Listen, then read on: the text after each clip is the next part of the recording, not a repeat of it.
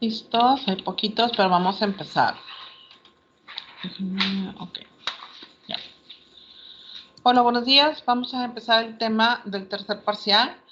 Es liquidación y disolución de sociedades mercantiles. Esto también lo pueden tomar dentro de la Ley General de Sociedades Mercantiles en el capítulo 10. Y pues vamos a ver de qué se trata. ¿Es lo mismo una disolución o liquidación? Pues es como que parte del proceso, ¿verdad?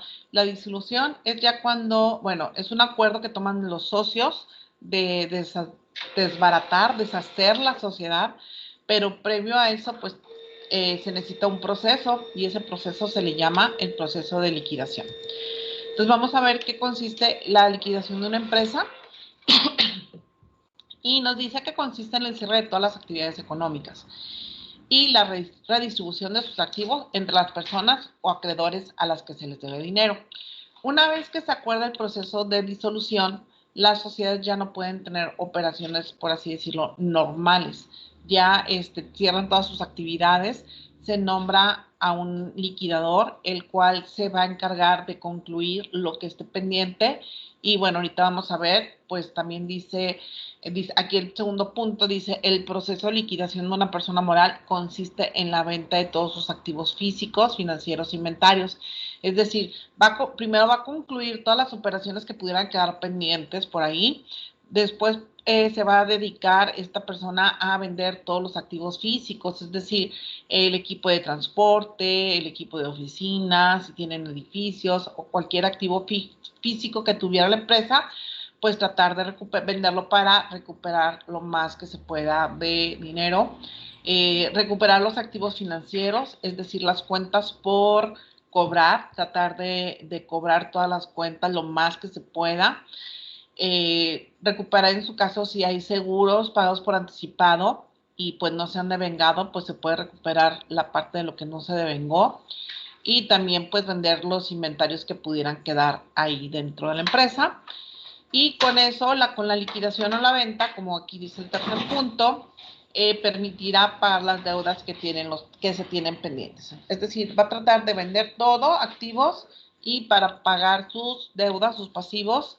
Y cuando se efectúa la venta de todos los activos, la sociedad se cerrará oficialmente. Como con la venta se van a pagar los pasivos y ya lo que quede, pues se va a tratar de que quede lo más que se pueda para redistribuirlo o repartirlo entre los socios conforme su participación en la sociedad. El siguiente punto es en qué casos o por qué motivos se puede disolver una sociedad. Y pues en el artículo 229 de la ley que ya tanto hemos mencionado, Ley General de Sociedades Mercantiles, nos dice para aquí algunos aspectos o algunos casos en los que se puede disolver una sociedad. El primer punto es la expiración del término fijado en el contrato social. Si ustedes recuerdan, el semestre pasado, cuando hacíamos el contrato social, había una cláusula que tenían que poner cuál era el tiempo de duración de la sociedad.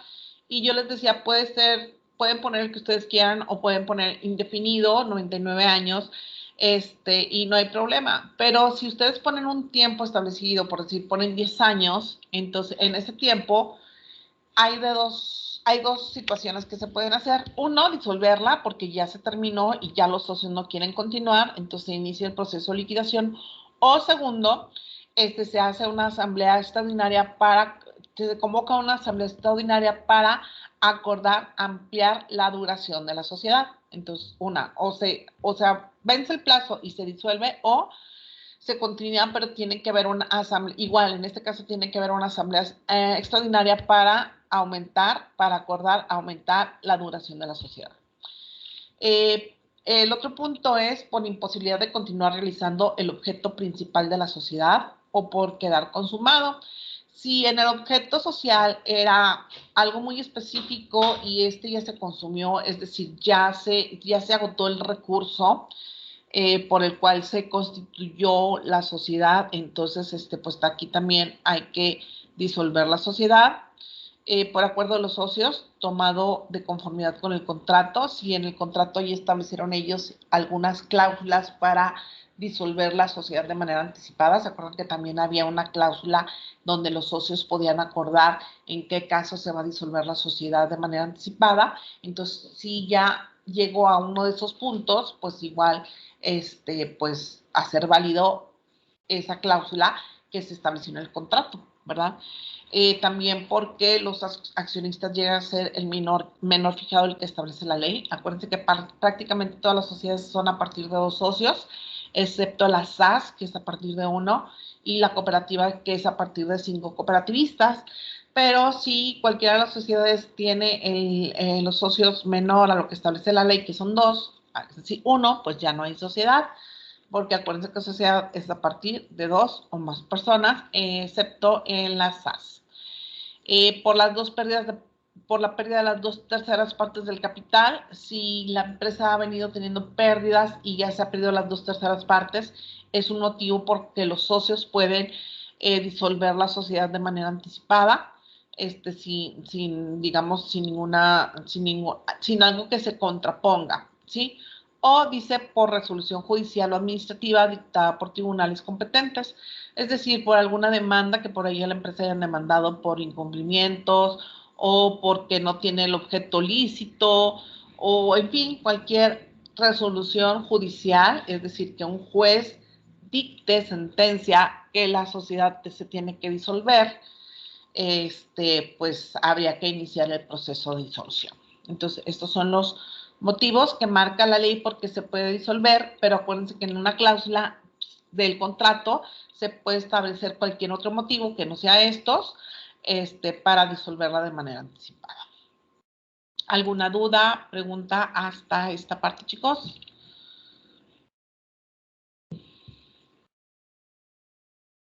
Bueno, continuamos. Aquí tengo esta diapositiva que nos dice condiciones para iniciar un proceso de liquidación. Se oye fácil, pero pues hay que cumplir con ciertos lineamientos y más ante el SAT, porque es una empresa que está legalmente constituida, que está registrada ante el SAT, tiene su registro federal de contribuyentes. Entonces, no es nada más decir, ya vamos a disolverla ya, ¿verdad? O sea, hemos visto, bueno, y el proceso de liquidación, pues se busca que sea lo más rápido posible, pero pues lleva un proceso, ¿verdad? De vender todo, cobrar todo, como lo comentamos ahorita, pagar todo. Pero el SAT también nos pone como que ciertos lineamientos para poder iniciar el proceso de liquidación. Si cualquiera de estos puntos no está cumplido, entonces hay que, digamos, corregirlo primero y posteriormente, pues ya iniciar el proceso de liquidación. Bueno, el primer punto es que se debe haber presentado la declaración anual de, ¿cómo se llama?, anticipada del ejercicio fiscal. Entonces, al momento en que se acuerda la disolución, la sociedad tiene que presentar una declaración anual anticipada. ¿Qué quiere decir esto? Que si se acordó la disolución en el mes de mayo, la empresa tiene un periodo de, ahorita lo vemos, de 15 días para presentar la declaración anual del 1 de enero al 31 de mayo de, ¿cómo se llama?, cuando se tomó el acuerdo de liquidación.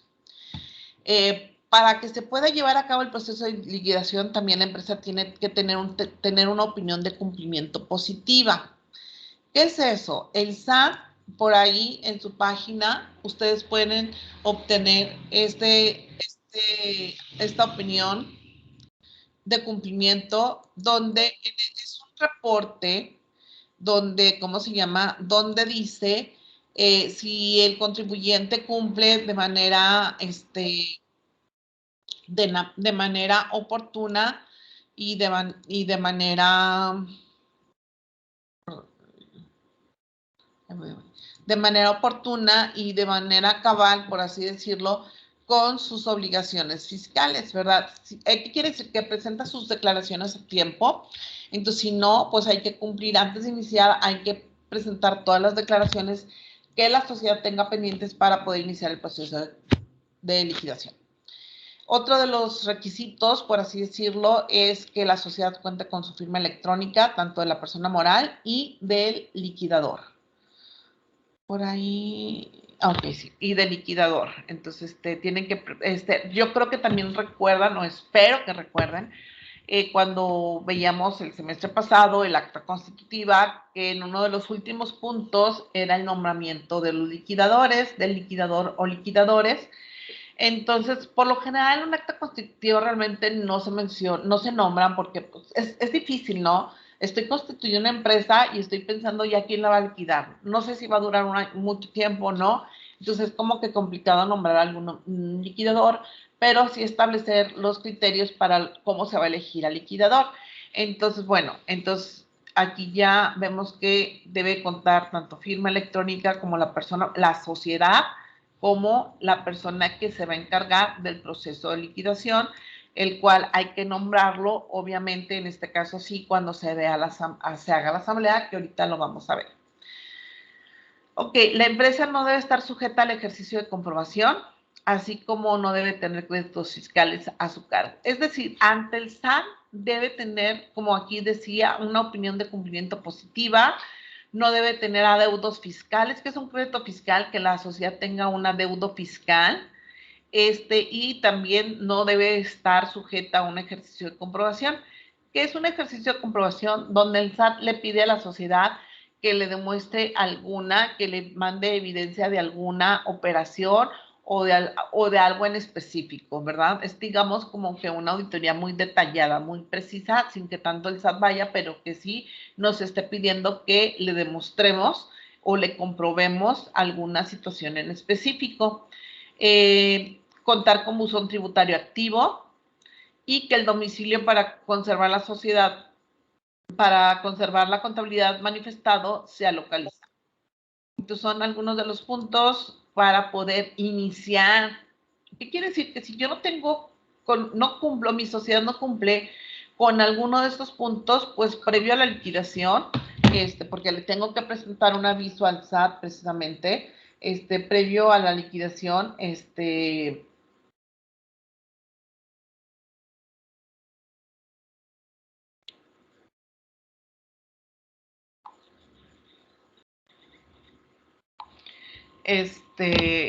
pues tengo que cumplir con cualquiera de estos aspectos, ¿sí? Para poder iniciar el proceso de liquidación. Ok, bueno, pasos para liquidar una persona moral o una sociedad. Primero que nada, los socios tienen que acordarlo. ¿En dónde se acuerda una disolución? En una asamblea extraordinaria. Obviamente, para que haya una asamblea extraordinaria debe haber una convocatoria. Ya también el semestre pasado veíamos que para una asamblea se debe convocar por lo menos 15 días antes, se debe publicar la convocatoria. Una vez que se lleva a cabo la asamblea, se debe reunir el quórum legal y también acuérdense que la convocatoria debe venir en el orden del día los asuntos a tratar. Entonces, obviamente, en esa convocatoria se debió haber puesto que se va a tratar el tema de disolución de la sociedad. Entonces, una vez que se lleva, pues hay que someter a votación, se debe reunir ciertos votos a favor para que se pueda, para que sea válido la decisión de disolución de la sociedad. De dicha resolución debe quedar asentada en un acta de asamblea extraordinaria y esta debe de ser protocolizada.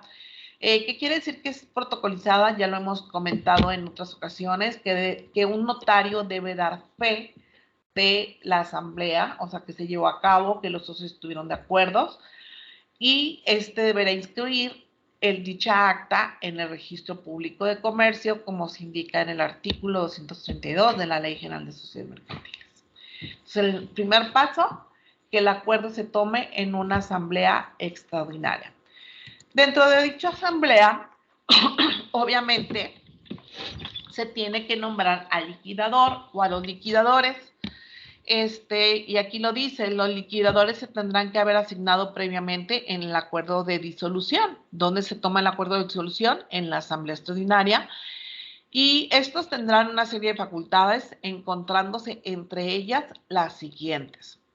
El primer punto, concluir con las operaciones sociales que hayan quedado pendientes al tiempo de resolución.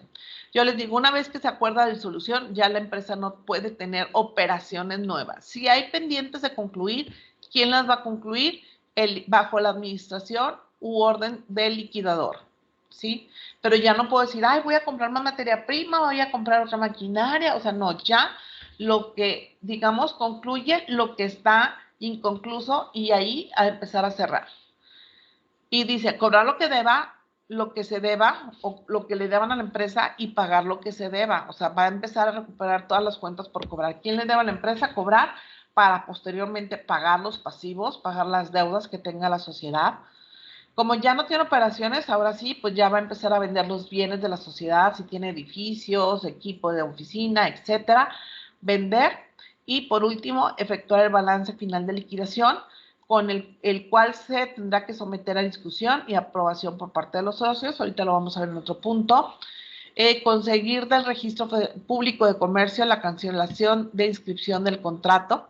Así se acuerdan que cuando se creó la sociedad, se inscribió y se inscribió el contrato, pues ahora hay que cancelar la sociedad en el registro público una vez que se haya concluido la liquidación, es decir, una vez que ya se había vendido todo y se hayan pagado todos los pasivos, pues se busca que cancelen el contrato social. Y bueno, también otra de las obligaciones del liquidador es conservar durante 10 años todos los libros y papeles de la sociedad una vez concluido el proceso de liquidación de la sociedad mercantil. Entonces, estos son entre algunos de las obligaciones de la persona del que nombra liquidador, del señor, digamos, liquidador. ¿Algún comentario, chicos, hasta aquí?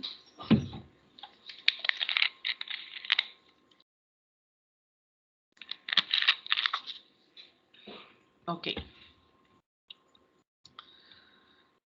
Como tercer punto, bueno, el liquidador tendrá que presentar la declaración anual por liquidación en los 3 meses posteriores a que se llegó el acuerdo de disolución.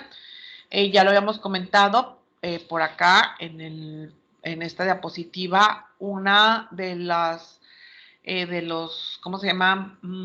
De los requisitos para poder iniciar es presentar la declaración anual anticipada. Entonces, bueno, acá lo retomo. Es, pues, presentar la declaración en los 3 meses posteriores a que se llegó al acuerdo de disolución. Dicho periodo debe abarcar del 1 de enero a la fecha en que se realizó el acuerdo de liquidación. O sea, si se fue en mayo, como les ponía ahorita el ejemplo, la declaración es de enero a mayo, ¿sí? Conjunto a eso, tienen que presentar el formato RX ante la Secretaría de Hacienda y Crédito Público en el mes siguiente en el cual se presentó la declaración anual del ejercicio fiscal que se finalizó anticipadamente. Este es formato para precisamente avisarle al SAT que está la sociedad en un proceso de liquidación, por lo tanto no puede tener operaciones. Elaborar y publicar los estados financieros. Los estados financieros, ya habíamos hablado por acá también, que uno de los es efectuar el balance de liquidación. Entonces, acá lo vuelvo a retomar. El liquidador deberá publicar mediante el sistema electrónico de la Secretaría de Economía los estados financieros. Además, los socios cuentan con un plazo de 15 días para poder presentar reclamaciones. Tras este periodo de tiempo, se convoca a una asamblea general de accionistas donde se aprobará la forma definitiva del balance.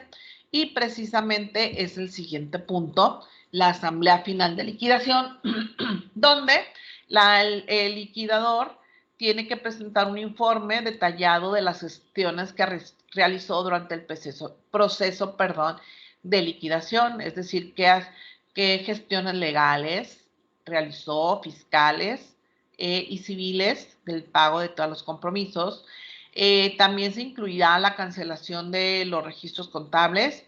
Además, debe incluir o podrá incluir un proyecto de reembolso de las acciones de los socios. Es decir, esto había, se vendió, que se realizó, que se cobró, que se terminó de concluir, quedó esto, se pagó las deudas, quedó esto, y cómo se va a repartir en base a la aportación de cada uno de los socios.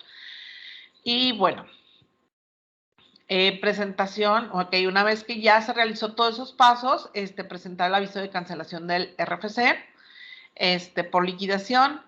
Este aviso de cancelación se va a presentar dentro del mes siguiente en el cual se terminó la liquidación, junto con la declaración anual de la sociedad mercantil. O sea, tiene que volver a presentar la declaración, una es previa hasta ahí, y ya cuando concluye, que prácticamente pues queda en ceros. Y bueno, dentro de las obligaciones, y pues lo dejé hasta el último punto, pero realmente es algo que lo tiene que estar haciendo el liquidador durante el proceso de la liquidación. Tiene que presentar pagos provisionales mensuales, no porque ya no tenga operaciones, no tiene que declarar, no. Tiene que presentar pagos provisionales mensuales del impuesto correspondiente al ejercicio de liquidación, presentándose a más tardar el día 17 de cada mes. Igualmente se tendrá que presentar una declaración a más tardar el 17 de enero del siguiente año, en el cual deberá determinar el impuesto correspondiente del ejercicio de liquidación hasta el último mes del año. En este caso se acreditan los pagos provisionales realizados con anterioridad y que correspondan al periodo de liquidación. O sea, en el proceso de liquidación ya la sociedad ya no puede tener operaciones, pero sí tiene que estar declarando sobre lo que es los bienes que está vendiendo, en fin, de las operaciones que pudo culminar e ir cerrando. La idea que al final es que los libros queden cerrados, queden en ceros, y lo poco que pudiera, o lo que quede, porque igual no siempre de, ay, pues se disolvió, porque no, pues igual se disuelve porque ya no quieren seguir como sociedad. Entonces, no se puede, entonces, pero pues hay que cumplir primero con todos los compromisos, vender todo, y pues ya al final se reparte entre los socios lo que se recuperó de la sociedad. No sé si algún comentario, algún punto que quieran ver de los que estuvimos comentando, chicos.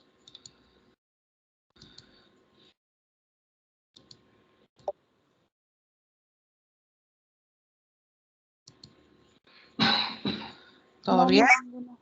Ok, Bueno. bueno. Presentación, no, pero a ver si nos podía dar las calificaciones. ¿De cuál parcial? Del segundo. No se las di la clase pasada. Es que no estaba. No, ya no puedo. A ver, déjenme ver dónde las tengo. Voy a dejar de grabar porque esta clase se la voy a pasar a un grupo con el les pude dar la clase y después van a ver sus calificaciones.